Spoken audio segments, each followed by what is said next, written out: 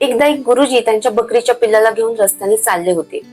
तेवढ्यातच काही लुटारूंची नजर त्यांच्यावर पडते. लुटारू विचार करतात, चला आज आपण गुरुजींच्या पिल्लाला लुटूया, बळकावूया. त्यातला एक लुटारू गुरुजींच्या जवळ जातो आणि म्हणतो, राम राम गुरुजी, कुत्र्याच्या पिल्लाला घेऊन कुठे चाललाय? गुरुजी एकदम गडबडून जातात आणि म्हणतात, चल रे वेड्या, जा इथून. बकरीच्या पिल्लाला कुत्र्याचं पिल्लू म्हणतोयस? गुरुजी अजून थोडेसे पुढे जातात. दुसरा लुटारू येतो आणि म्हणतो, अरे वा, कुत्र्याचं पिल्लू तर फारच छान दिसते. गुरुजी आता थोडेसे रागात येतात आणि म्हणतात, जा इथून, पूर्ण जगाला वेड लागलंय. बकरीचं पिल्लू कुत्र्याचं पिल्लू दिसतंय. अजून थोडेसे पुढे जातात. तिसरा लुटारू लांबूनच येताना दिसतो.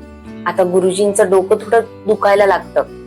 गुरुजी मनातल्या मनात विचार करतात, आता ह्याने कुत्रा नको म्हणायला, आणि तो कुत्राच म्हणतो, गुरुजी काय तुम्ही कुत्र्याला फिरवायला चालू केलंय का? गुरुजी काहीच बोलत नाहीत. गुरुजी थोडे पुढे जातात.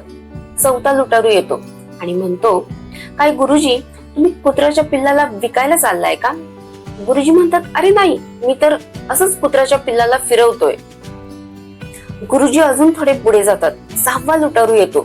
आता लुटारू काही बोलणार त्याच्या आधीच गुरुजी स्वतःच्या डोक्याला पकडतात आणि म्हणतात, अरे बाबा मला माफ कर आणि माझ्याशी कुत्र्याविषयी काहीच बोलू नको. आणि ते त्यांच्या बकरीच्या पिल्लाला तिथे सोडून पळून जातात. बकरीचं पिल्लू आहे की कुत्रा आहे?